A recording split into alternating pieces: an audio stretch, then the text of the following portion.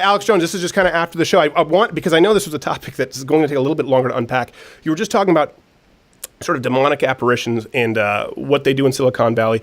Now, here's one thing I will say. I have not had any experience with DMT or like hallucinogenic drugs.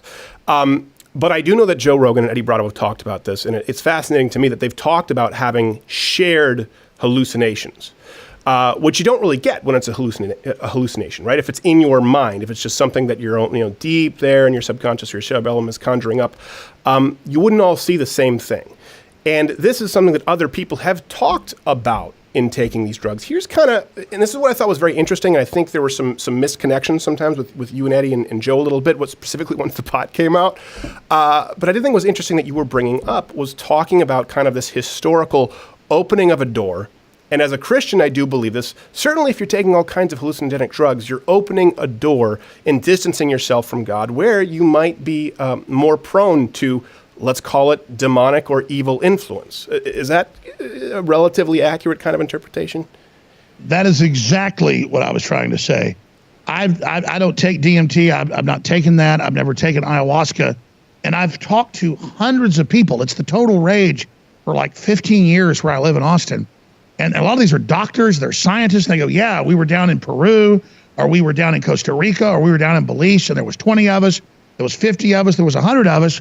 And we saw the spaceship land and the aliens walk out, and we all saw the same aliens, and they all, and I'm like, listen, but the doctor goes, this medical doctor I know, he goes, but I think that's just the chemical. And I'm like, no, dude, you don't all see the same thing. It lowers the veil the Bible talks about, where you can see, your eyes see a lot more than just visible light. They're part of your brain. And so God has given us blinders so that we can operate the third dimension and not go crazy, seeing all the other stuff going on around us in other dimensions. And so that's really what this comes down to. And San Francisco and the microdosing LSD elites and all of them, you see these CEOs on TV and they're under hot lights and you can't even see their eyes. It's nothing but pupils. Right. They are obsessed with this. And when I was a kid growing up, my parents had some friends that were research scientists out in San Francisco. They came to visit once. So I'm like 7, 8 years old at the dinner table hearing about government research projects where instead of trying to go into space, they're like trying to contact, and how they were having government people take huge amounts of drugs to contact the clockwork elves. So I heard about that, and I talked about it over a decade ago, and people researched it and found Terrence McKenna and Timothy Leary talking about it. And basically they look like gray aliens, except they wear little elf hats, little green outfits, and that's who you talk to at least level 1 taking the drugs. And again, I know dozens and dozens and dozens of people that go to ayahuasca and DMT cults because they're all seeing and interacting with the same thing. It might be a 200-foot tall praying mantis. It might be a giant demon. It might be a bunch of little gray aliens. Either our brains are all psychic and are syncing up with somebody, and then one leader in the group's causing a hallucination. Maybe that's happening. Or we're breaking through and something real is happening. Biblically, you read about it, the Bible says, do not go to the sorcerers and take pharmakia. The symbol of the grinder and the bowl means drugs. Right. Because that's what the magicians in every culture would grind up hallucinogens, take them, and they go, the gods say build a pyramid or build an altar and throw babies into it. Whether it was the Babylonians or whether it was the earlier Egyptians, or whether it was the Druids, or whether it was the Aztecs. Or you can even go back to the Bacchanalians, the parties that they would have. That's where debauchery comes from. A lot of people don't realize this. The term debauchery comes from the Bacchanalians, the parties that they would have, where they were drug-induced, where people would come out of a human orgy pile missing a limb. The idea that sort of low, and Joe Rogan is talking about this. This is why I did think this was an interesting topic, and I did think that maybe Joe and Eddie can't necessarily explore it as deeply since they do partake a little bit more. That's not a condemnation on their choices. I just think they may be somewhat uncomfortable with this idea. When you do lower... And let's be clear. You read about Nero. Yes. And people. He would dress up like a werewolf. This is in the Roman histories. And have a kid tied up to a pole and run in with a wolf skin on his back and kill a kid. Exactly. These elites take drugs like voodoo to try to interface with something evil. So an Eddie Bravo, a Joe Rogan, they're nice guys. So they go and it's a little alien saying, I'm your friend, I'm your spirit guide, come visit me more. But people that get deeper into it, the spirit guide, just like the Bible says, leads you somewhere very, very bad. And again, why do we think aliens are going to come from space? they're going to come from another dimension. Again, I agree. They're not aliens. They've always been with us, and it's demonic. And listen, you can search engine this. We have human-animal hybrids now. We have babies that have been genetically edited. We have world government. I mean, it's all here, and I'm not saying I even have the answers. Right. All I'm saying is the establishment is obsessed with communicating via pharmakeia drugs with other entities, just like in every history book, in every culture, they always were. Right. And I do think that's important for people to note that, listen, I know they'll say, well, Christians believe that God told them this. Okay, absolutely. But the difference is if you look at a lot of pagan cultures, and like some of the cultures that you just mentioned, they all say, well, God told me this. And usually there's some kind of a drug or chemically induced influence when you look at the great acts of evil and barbarism. Even talking because about it's lower level. Exactly. It's a lower dimension. You access the devil through drugs and jacking with what God already gave us. But they know through higher levels, chemicals are released in the brain. During prayer, during emotional moments, you're higher with God. That's when you get love and grace and the universe, and it's all good. But you get into the occult, all of it's bad. None of it's good.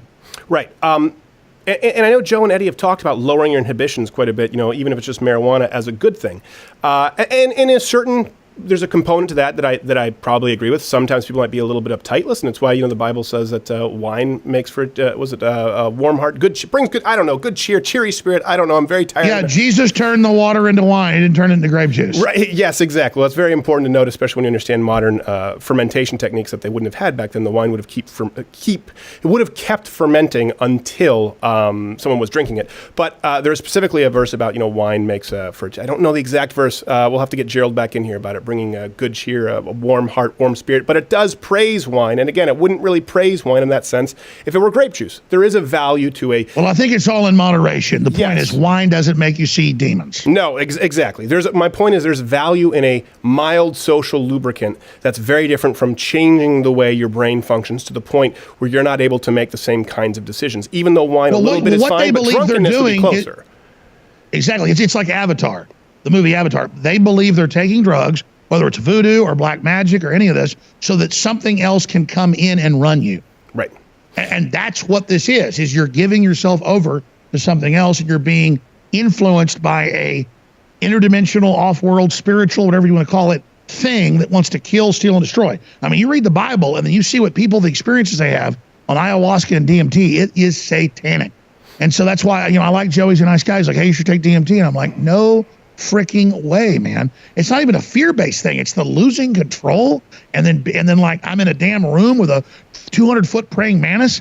I was talking to one of the crew members, and he took it about a year ago, and he was in this room with a 200-foot praying mantis for like 10 years, it felt like, telling him, submit to me. That sounds like The Mist.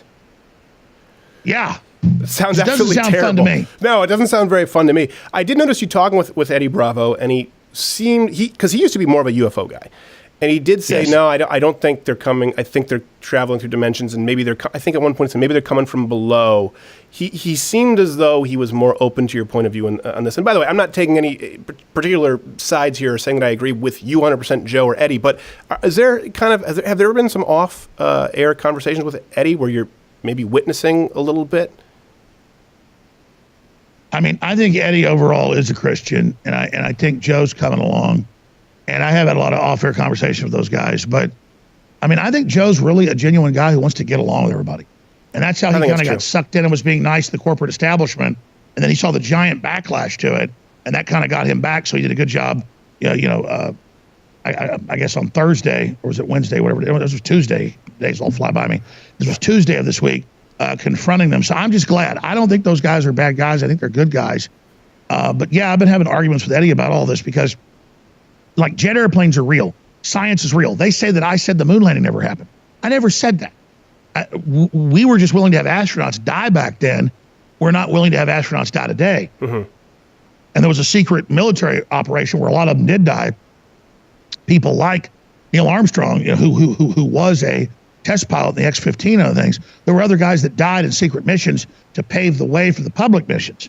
And so they go, oh, Jones says the moon landing's fake, and then they never show what I said, or all these things I didn't say. But notice when I get into all you do believe we've landed on the moon?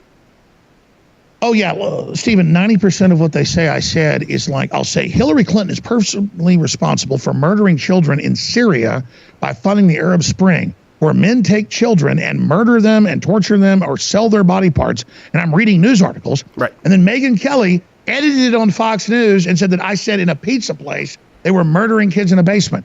Right. I mean, it's just next level how they lie.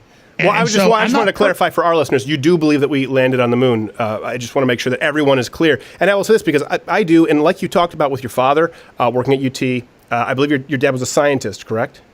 Yes. My grandfather was a colonel in the Air Force, actually, would have made general if he had a college degree. He trained all the fighter pilots, basically, who worked for the Air Force would have had to have been trained by my grandfather. He was out of Michigan.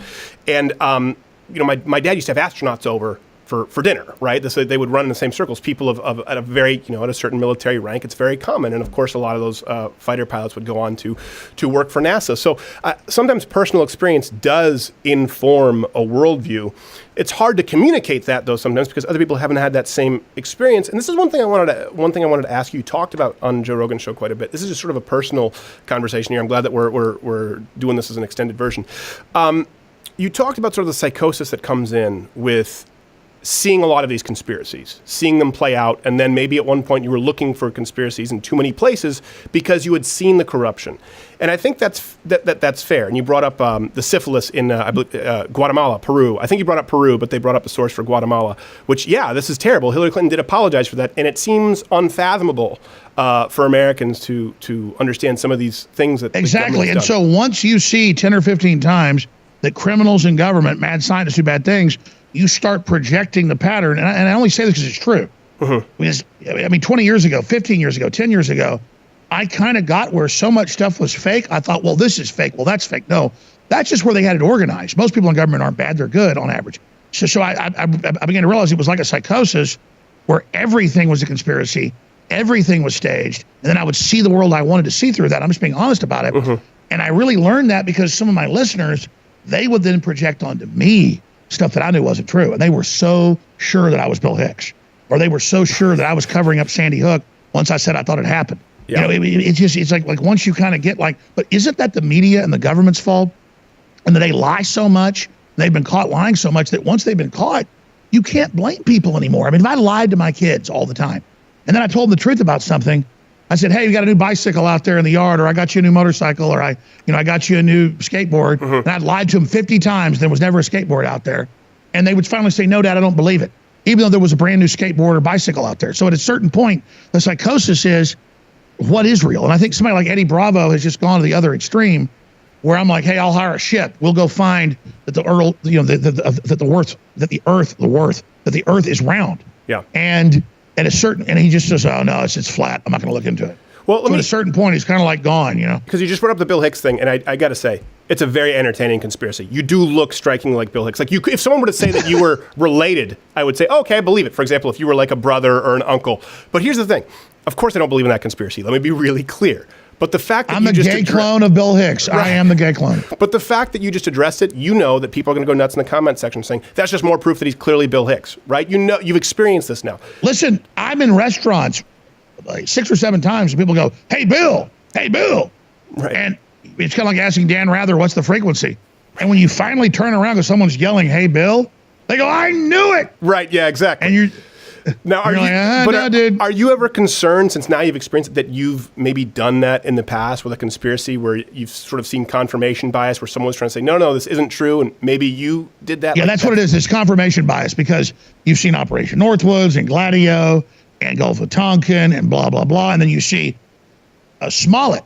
I have more people walk on the street and go, well, look at Jussie Smollett. That was staged. You shouldn't have backed off on Sandy Hook. Well, I never even quote. I always just question. I wasn't the guy that first brought up Sandy Hook. I questioned it. I thought it happened. That made them sue me. It's like, oh, we got him now. He says it's real. He must have lied earlier.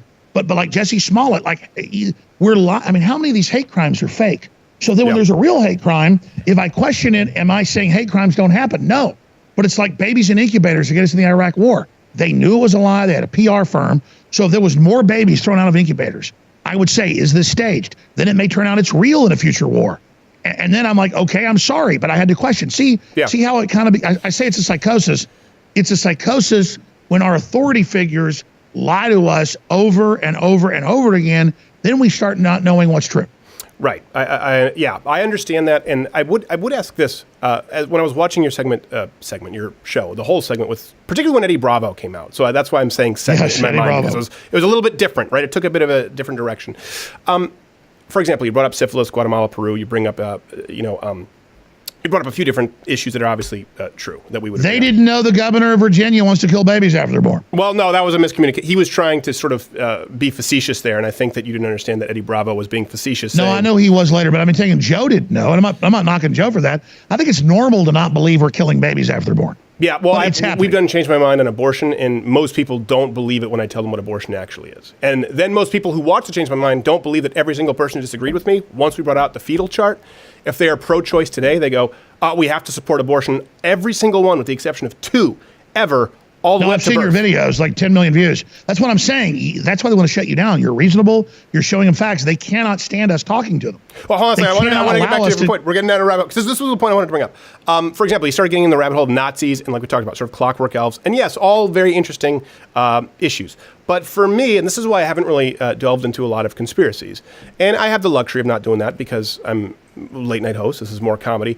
But it's because when I look at all these conspiracies, I go, well, hold on a second. We don't need a conspiracy to prove that socialism, that communism, that socialist dictatorships have murdered hundreds of millions of people. We don't need a conspiracy to show that the biggest fight right now, you look at Venezuela, and then you look at people here in the United States government who go, well, you know what, they just didn't do it right. We supported Chavez before, but we can do better than Venezuela with socialism. AOC will not decry it. Right, exactly. To me, I go, well, I want to keep my powder dry for those issues that I see as super pivotal that are out in plain sight. Do you ever have any regrets that maybe people kind of roped you off as nothing but a conspiracy guy when I know that you've also talked about these other sort of macro issues?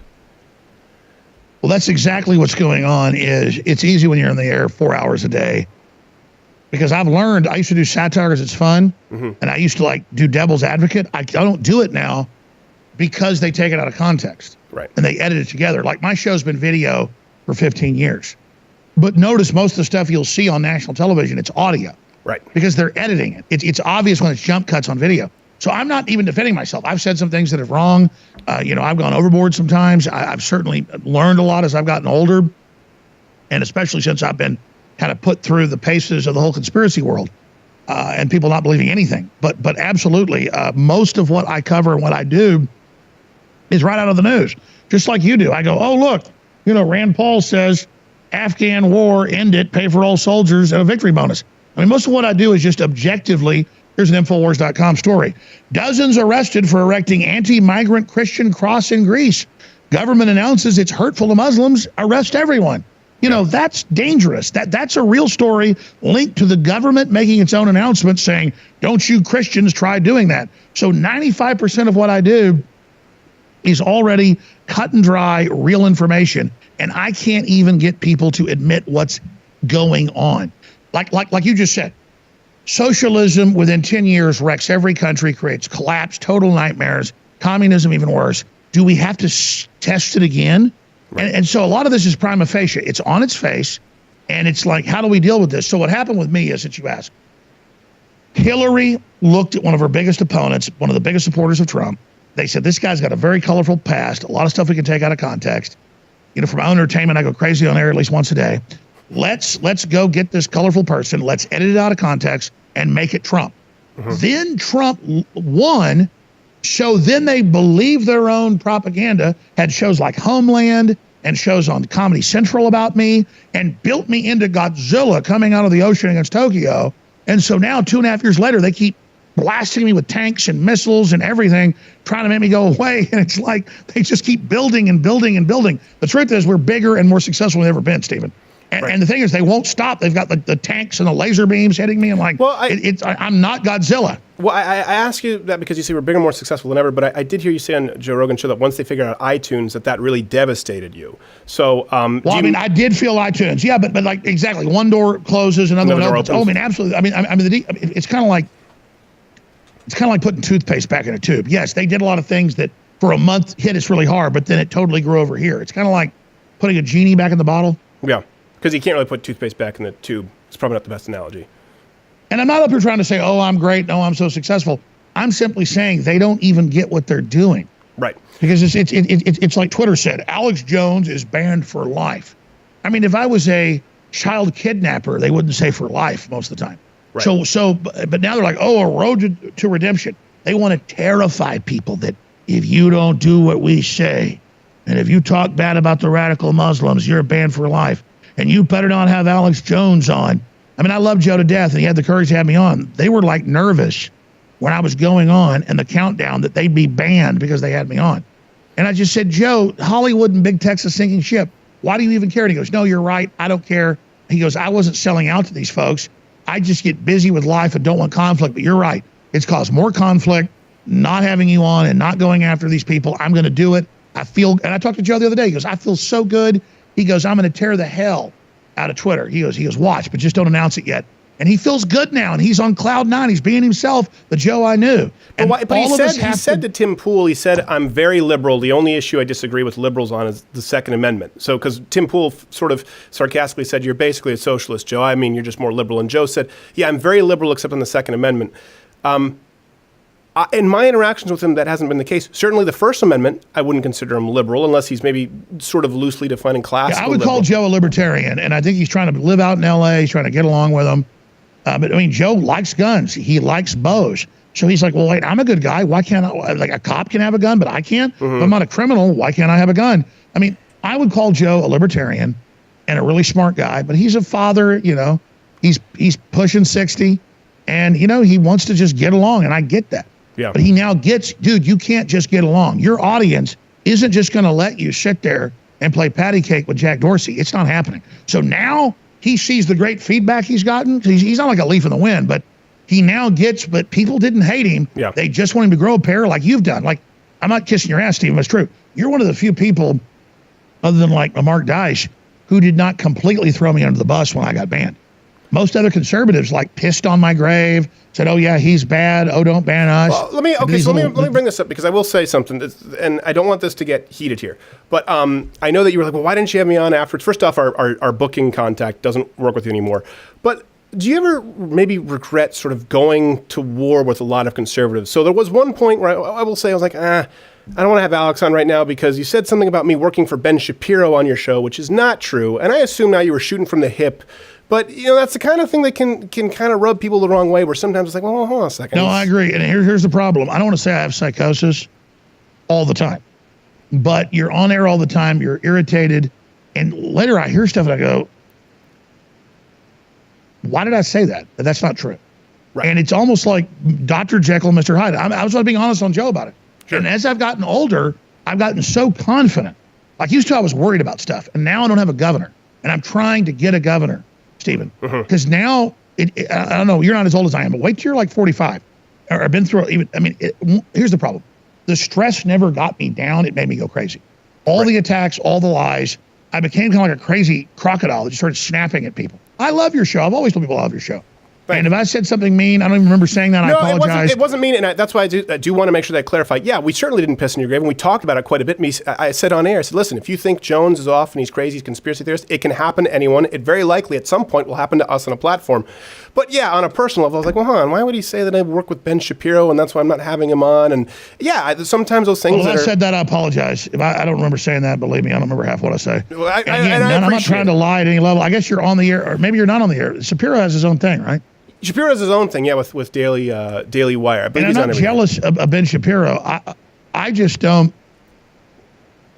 get like every headline, like the genius, the man, the myth, and like a pipe, like oh, and so you're right. You don't work with him.